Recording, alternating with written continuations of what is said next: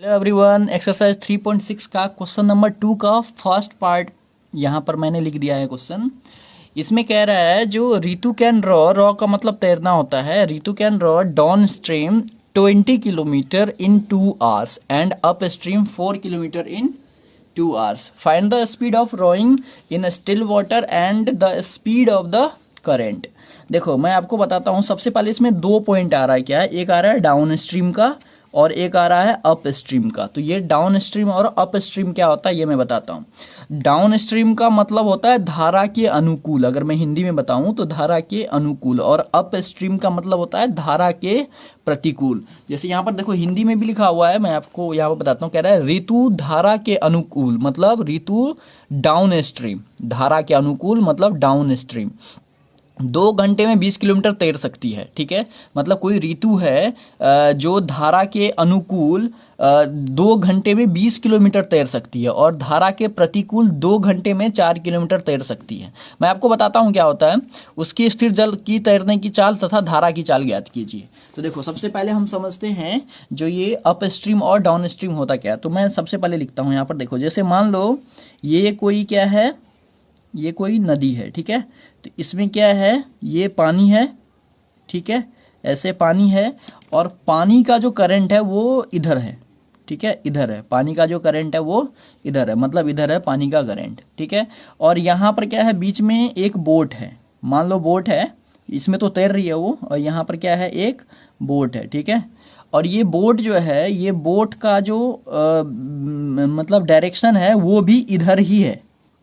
ठीक है, मतलब पानी भी इधर ही, पानी का भी बहाव इधर ही है और बोट का भी बहाव इधर ही है। तो इस केस को हम कहते हैं डाउन स्ट्रीम। ठीक है, डाउन स्ट्रीम, जिसे हम हिंदी में क्या कहेंगे, धारा के अनुकूल, धारा के अनुकूल। ठीक है, ये हो गया धारा के अनुकूल। उसके बाद क्या करो आप, जैसे मान लो यही एक मतलब ये एक मतलब पानी है, पानी का बहाव है। ठीक है, और इसमें एक बोट है। ठीक है, पानी का बहाव इधर है, पानी का बहाव इधर है और इसमें क्या है, एक बोट है। ठीक है, ये मैंने बोट यहाँ पर बना दिया और ये बोट का जो बहाव है वो इधर है। ठीक है, बोट का बहाव इधर है। तो ये देखो पानी का बहाव इधर है और बोट का बहाव जस्ट अपोजिट है। तो इसको हम कहेंगे अप स्ट्रीम। अप स्ट्रीम का मतलब होता है धारा के प्रतिकूल, धारा के प्रतिकूल। ठीक है, हाँ, तो अब हम एक चीज समझते हैं क्या, जैसे मान लो ये, अब मैं अभी डाउन स्ट्रीम की बात कर रहा हूं। डाउन स्ट्रीम में ये जो पानी है, ठीक है, ये पानी का बहाव है और ये बोट का बहाव है। मतलब इसमें बोट की जगह मान लो कोई ऋतु है जो तैर रही है। ठीक है, ऋतु के तैरने का बहाव है। तो इसको मैं क्या कर लेता हूँ, x किलोमीटर पर आर मान लेता हूँ। ठीक है, और ये जो पानी है इसको मैंने y किलोमीटर पर आर मान लिया। ठीक है, तो इसका जो स्पीड हो जाएगा, इसका जो स्पीड होगा डाउन स्ट्रीम में वो हो जाएगा कितना, x प्लस वाई। मैं आपको बताता हूं, देखो ये पानी भी इधर ही जा रही है और बोट भी इधर ही जा रही है। तो जाहिर सी बात है जो पानी का जो फ्लो होगा वो बोट के स्पीड को और स्पीड बढ़ा देगा और धकेलेगा आगे की तरफ। ठीक है, तो ये दोनों का स्पीड जो है वो क्या हो जाएगा, प्लस हो जाएगा। मतलब इसकी स्पीड ऑटोमेटिक बढ़ जाएगी, जितनी स्पीड बोट की होगी और पानी की होगी वो दोनों प्लस हो जाएगा, ऑटोमेटिक बढ़ जाएगी, है ना। ये आप खुद इमेजिन कर सकते हो, सोच सकते हो। जस्ट अपोजिट क्या हो जाएगा, जैसे मान लो पानी इधर बह रही है और बोट इधर जा रही है। ठीक है, बोट पानी इधर जा रही है और तैर इधर रही है ऋतु। ठीक है, तो अगर तैर इधर रही है तो जाहिर सी बात है इसकी जितनी स्पीड इसमें होगी उससे कम हो जाएगी, इसमें बिल्कुल कम होगी, क्योंकि इसमें जो है पानी इधर धकेलेगी और जो ऋतु है वो इधर की तरफ तैर रही है। ठीक है, तो पानी का बहाव इधर है, राइट में है, और ऋतु लेफ्ट में इधर तैर रही है। तो जाहिर सी बात है इसका स्पीड कम होगा। तो इसका स्पीड क्या हो जाएगा, ये अप स्ट्रीम का स्पीड हो जाएगा x माइनस वाई। ठीक है, ये चीजें आपको समझ में आ गया होगा अभी तक। तो अभी मैं क्वेश्चन को लिखता हूं। मैंने क्या लिखा है, जो let the speed of the boat, यहाँ पर बोट लिख दो या फिर रो लिख दो, जो ऋतु रो करती है, तैरती है, in still water. Still water मतलब स्थिर पानी में, स्थिर पानी में। ठीक है, be x kilometre per hour. ठीक है, जो बोट का मैंने यहाँ पे x किलोमीटर पर आवर लिखा है वही चीज मैंने यहाँ लिखा है। और and the speed of stream, current का स्पीड मैंने क्या मान लिया है, y किलोमीटर पर आवर मान लिया है, ठीक है। तो अब आप बताओ जो अप स्ट्रीम हो जाएगा, अप स्ट्रीम मैंने यहाँ पर लिखा है, अप स्ट्रीम में स्पीड क्या हो जाएगा, x minus Y kilometre per hour हो जाएगा। और उसी तरह से डाउन स्ट्रीम का क्या हो जाएगा, x plus Y kilometre per hour, ठीक है। ये आपको अच्छे से समझ में आ गया होगा। अब हम बात करते हैं आगे। देखो इसमें आगे क्या है, जो Ritu can row downstream 20 kilometre in 1 hour. Guys इसमें एक फॉर्मूला है जो आपको आता होगा टाइम का। तो टाइम इक्वल क्या होता है, डिस्टेंस बाय स्पीड, ठीक है। मतलब समय बराबर दूरी बाय चाल, ये आपने पढ़ा होगा हिंदी में। समय इक्वल होता है दूरी बाय चाल, ठीक है। तो वही चीज इसी फॉर्मूला का भी हमें इसमें यहाँ पर यूज करना है। तो अकॉर्डिंग टू क्वेश्चन क्या हो जाएगा, देखो उसके और भी डिटेल अगर आपको लिखना था आप लिख दो, for down stream. Down stream में देखो, डाउन स्ट्रीम में डिस्टेंस कितना है, टाइम कितना है, ठीक है, और स्पीड कितना है, मैं वो सारी चीजें यहाँ पर लिख दूंगा। तो देखो डाउन स्ट्रीम में 20 किलोमीटर ये डिस्टेंस हो गया, 2 आवर्स क्या हो गया, टाइम हो गया। तो डिस्टेंस लिख दो आप 20 किलोमीटर, टाइम क्या था 2 आवर्स था, 2 आवर्स, और स्पीड क्या है डाउन स्ट्रीम का, अभी हमने लिखा है यहाँ पर डाउन स्ट्रीम का x plus Y kilometre per hour, यही था ना। अब देखो अब आप क्या करोगे, टाइम का फॉर्मूला होता है, क्या होता है, ये डाउन स्ट्रीम का केस है। टाइम का फॉर्मूला क्या होता है, डिस्टेंस बाय स्पीड होता है। यहाँ से टाइम लिख दो 2 इक्वल डिस्टेंस कितना है 20 और बाय में स्पीड कितना है x प्लस वाई, इसके नीचे 1 कर दो और इसे क्रॉस मल्टीप्लाई कर दो। अगर आप इसे क्रॉस मल्टीप्लाई करोगे तो ये आ जाएगा 2 into X plus Y equal to 20। यहाँ से क्या हो जाएगा, आप यहाँ से x प्लस वाई इक्वल 20, ये 2 नीचे शिफ्ट हो जाएगा तो यहाँ से 2 1 जा 2, 2 10 जा 20। तो यहाँ से आपका आ गया equation first, x plus Y equal 10, ठीक है। आई होप आपको यहाँ तक बहुत ही अच्छे से समझ में आया होगा, इक्वेशन फर्स्ट आ गया। सिमिलरली अब हम क्या करेंगे, ये तो डाउन स्ट्रीम का निकाला, अब हम लिखेंगे अप स्ट्रीम का। तो अप स्ट्रीम का क्या केस है, देखो अप स्ट्रीम का क्या है, डिस्टेंस है 4 किलोमीटर, टाइम वही 2 आवर्स है, और स्पीड तो हमने अप स्ट्रीम का यहाँ पर निकाल लिया था, क्या था अप स्ट्रीम का x माइनस वाई था, ठीक है। तो डिस्टेंस 4 किलोमीटर, 2 आवर्स इसका टाइम, देखो डिस्टेंस में निकल गया 4 किलोमीटर, टाइम इक्वल 2 आवर्स और स्पीड x माइनस वाई है। तो इसमें भी आप फॉर्मूला लगा दो टाइम का। तो टाइम इक्वल होता है क्या, डिस्टेंस बाय स्पीड। तो यहाँ पर फॉर्मूला आप लगा दोगे तो क्या हो जाएगा, टाइम है 2 इक्वल टू डिस्टेंस कितना है 4 और बाय में स्पीड कितना है x माइनस वाई। अब इसके नीचे 1 करो और इसे भी क्या करो आप क्रॉस मल्टीप्लाई कर दो। तो यहाँ से कितना आ जाएगा आपका 2 into X minus Y equal to 4, और यहाँ से अगर आप इसे निकालते हो तो ये आ जाएगा x माइनस वाई इक्वल 4/2। तो यहाँ से 2 1 जा 2, 2 2 जा 4, तो आपका आ गया क्या, x minus Y equal to 2। ये आ गया आपका इक्वेशन 2, ठीक है। इक्वेशन फर्स्ट क्या है, x plus Y equal to 10 और x minus Y equal to 2, ये इक्वेशन 2 आ गया। तो अब आप इसे क्या करो, एलिमिनेशन मेथड से सॉल्व कर लो। तो एलिमिनेशन मेथड से सॉल्व करने के लिए देखो इसमें ना तो माइनस करना पड़ेगा क्योंकि यहाँ पे प्लस वाई है और यहाँ पर माइनस वाई ऑलरेडी दिख रहा है मुझे, और यहाँ पर दोनों इक्वल भी है, तो इसमें ना तो मुझे माइनस करना है और ना ही मुझे इसमें कुछ भी मल्टीप्लाई करना है। डायरेक्ट मैं क्या करूँगा, इक्वेशन 1 प्लस 2 मैंने लिख दिया, इक्वेशन 1 प्लस 2 से वी गेट, देखो इक्वेशन 1 और 2 मैंने यहाँ पर लिख दिया। इक्वेशन 1 था ना x प्लस वाई इक्वल 10 और equation 2 x minus Y equal 2।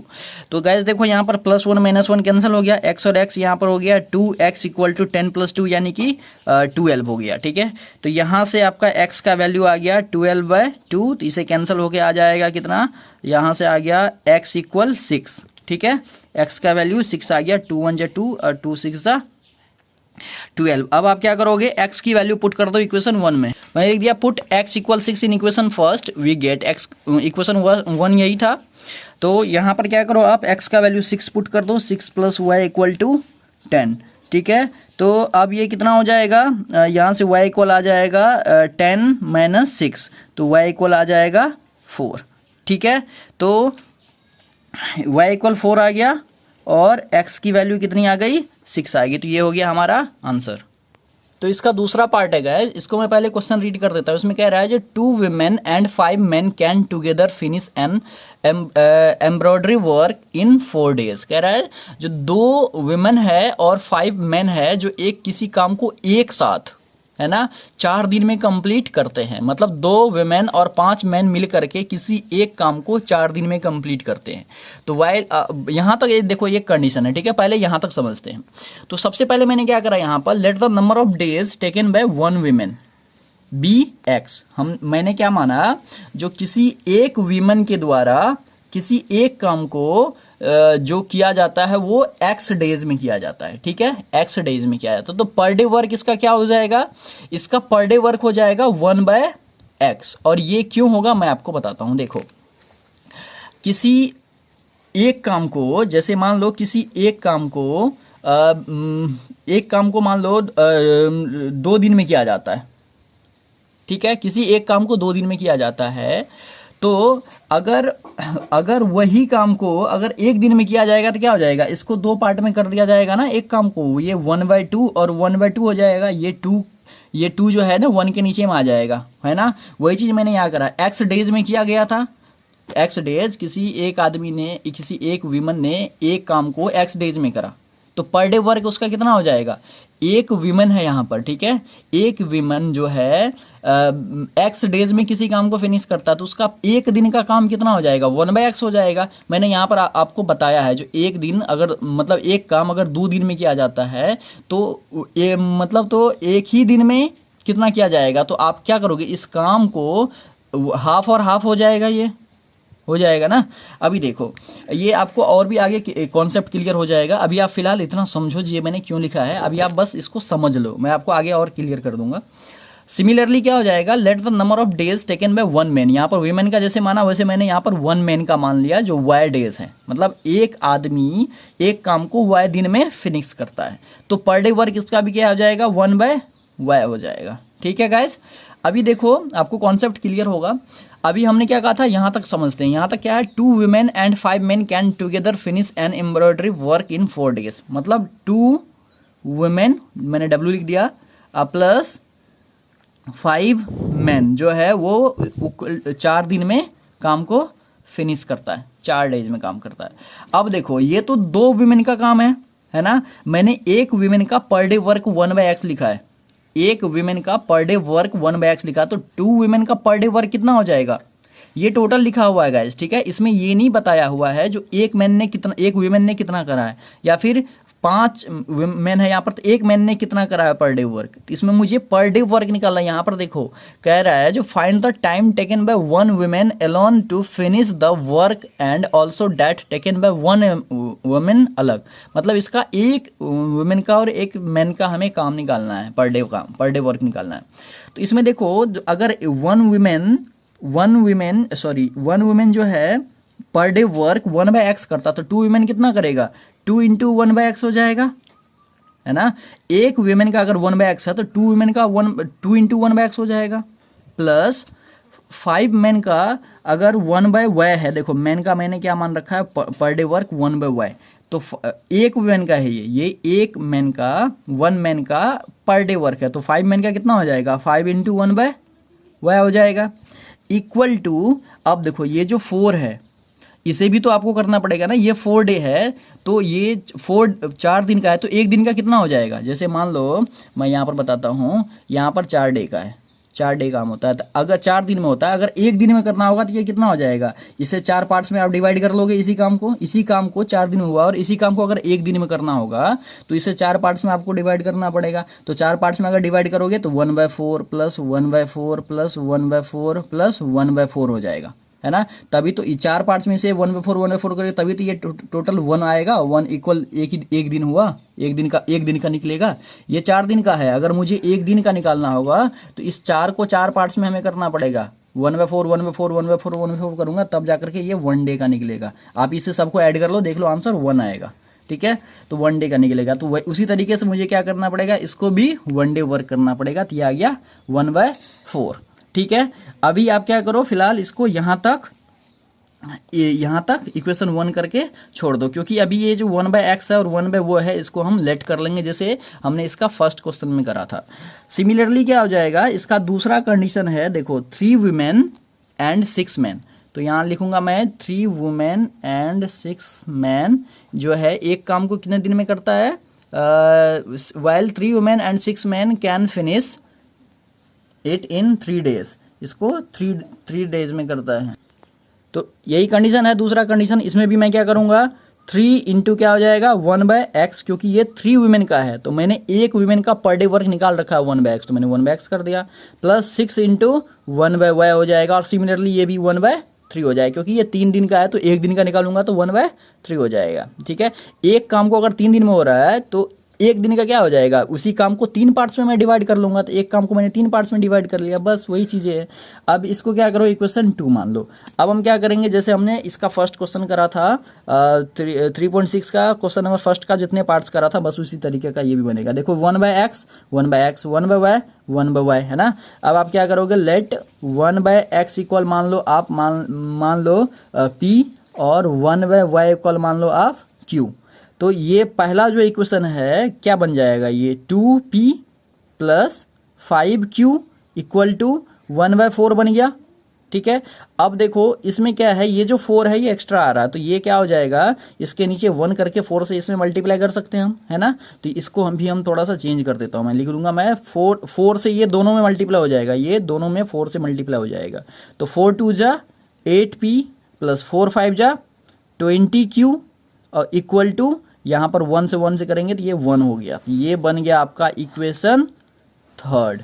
ठीक है, इक्वेशन 3 बन गया। सिमिलरली मैं इक्वेशन 2 जो बन जाएगा कितना, ये बन जाएगा 3p प्लस 6q, है ना। मैं यहां पर लिखता हूं, देखो 3p plus 6q equal to क्या बन जाएगा, ये देखो 3p plus 6q equal to 1/3। ठीक है, ये बन गया आपका 1/3। अब इसमें भी ये 3 एक्स्ट्रा आ रहा है, तो 3 से क्या करोगे, इधर आप मल्टीप्लाई कर दो, तो ये आ जाएगा 3 3 जा 9p प्लस 3 6 जा 18q इक्वल टू 1। इसके नीचे कुछ नहीं है तो 1 है, क्रॉस मल्टीप्लाई कराया मैंने, तो 1 से तो ये 1 हो गया। तो ये बन गया आपका क्या, इक्वेशन 4 बन गया।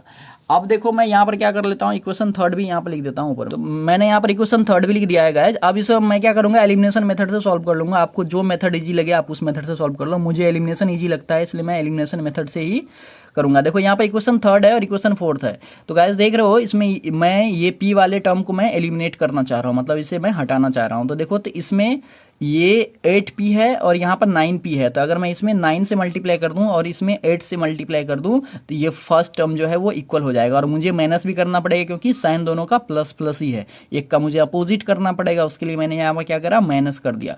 तो इक्वेशन 3 में अगर मैंने लिखा है फ्रॉम इक्वेशन 3 मल्टीप्लाई 9, 3 में 9 से मल्टीप्लाई कर रहा हूँ और 4th में 8 से कर रहा हूँ। तो अगर मैं 3 में 9 से मल्टीप्लाई करूंगा तो क्या होगा, तो 8 को अगर 9 से मल्टीप्लाई करो तो कितना होगा, 72p प्लस 20 को 9 से मल्टीप्लाई करो तो 180q इक्वल टू 9 1 जा 9, ये बन गया। और उसके बाद इसमें क्या करो, आप 8 से मल्टीप्लाई करो तो ये आ जाएगा 72p। इस इक्वेशन 4 में आप 8 से मल्टीप्लाई कर रहे हो, इसमें आप 8 से मल्टीप्लाई कर रहे हो और इसमें 9 से कर रहे हो।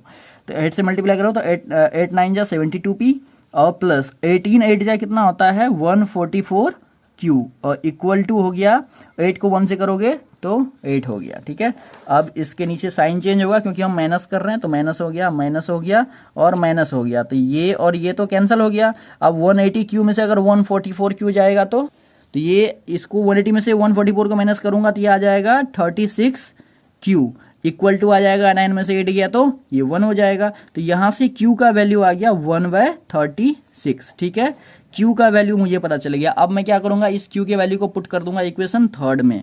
तो पुट q इक्वल 1/36 इन इक्वेशन फर्स्ट।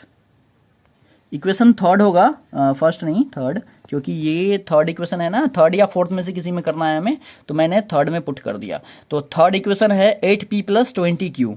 तो 8p प्लस 20q के जगह पर आप लिख दो 1/36। 36 और इक्वल टू 1 है। ठीक है, अब इसे क्या करो आप, ये दोनों तो कैंसिल भी हो सकता है वैसे, 2 के टेबल से काट दो, ये आ गया 10, ये आ जाएगा कितना 18, ये आ जाएगा 5, ये आ जाएगा 9, तो ये आ गया आपका 8p प्लस 5/9 इक्वल टू 1। ठीक है, तो यहां से 8p इक्वल कितना आ जाएगा 1 माइनस 5/9, ये इधर 9 इधर शिफ्ट हो जाएगा। ठीक है, तो ये कितना आ गया, ये आपका आ गया, यहाँ पर नीचे 1 कर लो और इसका एलसीएम कर लो, तो ये आ जाएगा 9 और ये आ जाएगा 9 में से 5, यहाँ 8p है, तो 8p इक्वल आ गया 9 में से 5 गया 4/9, तो 8p इक्वल 4/9, तो यहाँ से p का वैल्यू कितना आ जाएगा 4/9, और यहाँ पर बाय में कितना हो जाएगा, बाय में आ जाएगा 8, ये 8 नीचे आ जाएगा, तो इससे क्या हो जाएगा, इसके नीचे आप 1 कर लो। अब ये डिवाइड के फॉर्म में आया तो मल्टीप्लाई के फॉर्म में लिख दो, ये आ जाएगा 4/9 मल्टीप्लाई 1/8, तो 4 1 जा 4, 4 2 जा 8, तो यहाँ से p का वैल्यू क्या आ गया 1/9 2 जा 18। ठीक है, p का वैल्यू आ गया 1/18। अब आप क्या करोगे, यहाँ से तो x और y की तो वैल्यू आई नहीं है, तो हमें x और y की वैल्यू चाहिए। ठीक है, तो x और y की वैल्यू कैसे आएगी, मैंने यहाँ पर लेट कर रखा था, क्या लेट कर रखा था 1/x इक्वल, हमने क्या माना था, यहाँ देखो हमने यहाँ पर माना था 1/x इक्वल p और 1/y इक्वल q, तो 1/x इक्वल p और 1/y इक्वल हमने q माना था, तो 1/x इक्वल p का वैल्यू कितना है 1/18 और 1/y इक्वल q का वैल्यू 1/36, तो यहाँ से क्रॉस मल्टीप्लाई कर दो तो x इक्वल 18 आ गया। ठीक है, और यहाँ से क्रॉस मल्टीप्लाई करो तो y इक्वल 36 आ गया। ठीक है, तो